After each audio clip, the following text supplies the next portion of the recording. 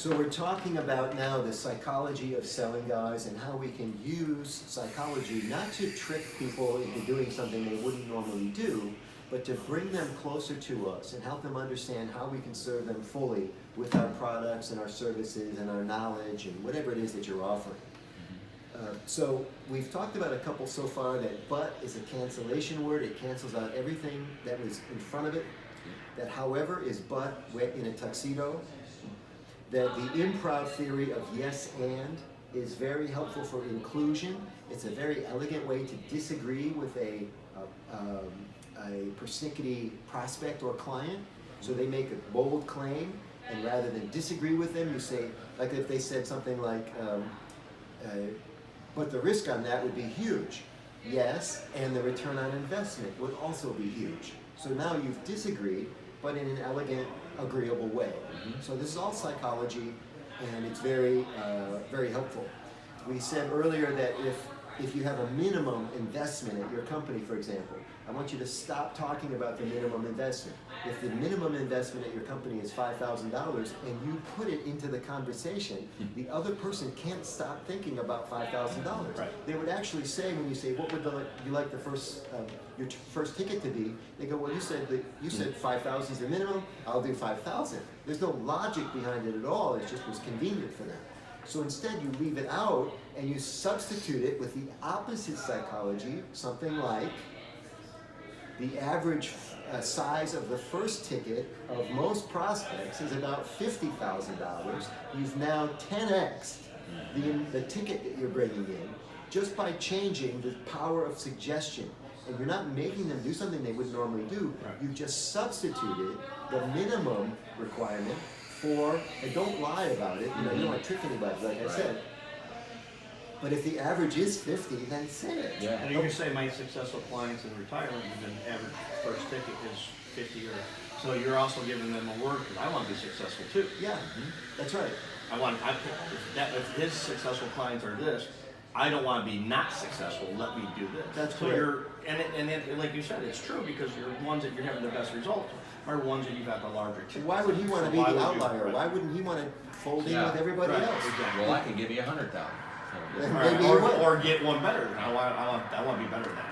So the final bit of psychology I want to give you in this little bit is this idea of not being so damn helpful all the time and so available. Salespeople by nature are pleasers. So we always tell people, yeah, I'll do this, yeah, I'll do this. And we're so helpful, and then we walk out, we got nothing. We jump through a bunch of hoops. So if you read any sales textbook, they say the way to counter this is through something called customer involvement. You would never do anything for the prospect without asking him to do something for you. It's like a trade, right? Yeah, okay. Yeah, Can you fill out this questionnaire before you come out and see? Could you bid on this 3 ways? Okay. And spend 3 hours on this, and then I'll just look at it quickly and decide I'm going to take the lowest number anyway. That doesn't seem like a very fair exchange.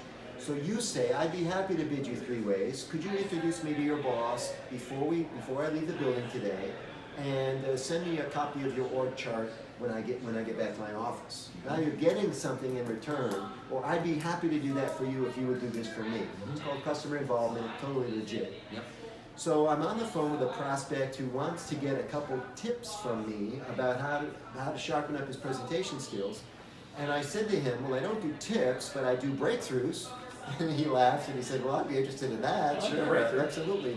You sure you're not charging me for this? And I said, absolutely not. I'd be happy to give you this breakthrough call.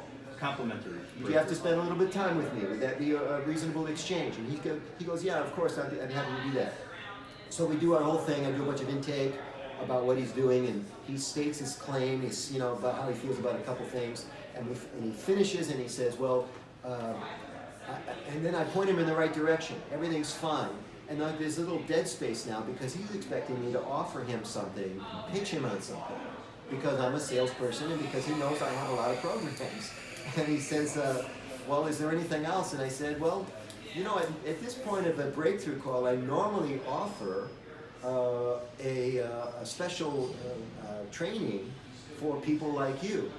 And then I go, ... I get ellipses, right? I stop talking. And he says, well, are you going to do that? Yeah. And I said, I don't think so. And he goes, why not? And I said, because I don't think you're ready for it. Or I'll what do you think happened? Or I'll think you're not committed to doing it. Well, I didn't say that because that sounds like, you know, So you're kind of like, that's okay. like me Yeah. punishing you. Okay. He's going to think, why? Why am I not qualified? That's for right. this? Now, another way to say it, even softer, is I don't think it's right for you. Now, you're fine, but the program's not right for you. Same basic feeling. Sure.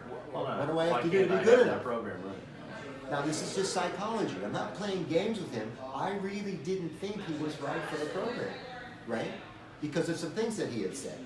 And so, early on, he had told me that he thought his problem was a 10 on a scale of 1 to 10. He told me this, and I wrote it down. And I said to him, he said, well, why not? Why don't you think? And I said, because you told me your thing is on a scale of 1 to 10, it's a 10, and you're happy to leave this call with a tip. So it must be only a 3 to you. So I said, that confuses me, and because I'm confused, and I only work with people that I think I can be 100% successful with, I don't think we're a good fit. And then he goes to work big time trying to unconfuse me. Sure. And at the end of the call, he gives me his Visa number and enrolls in my 6-week online coaching program. Wow. Boom. No, you got to do it. Yeah, that's right. Drop the mic. Drop the Boom.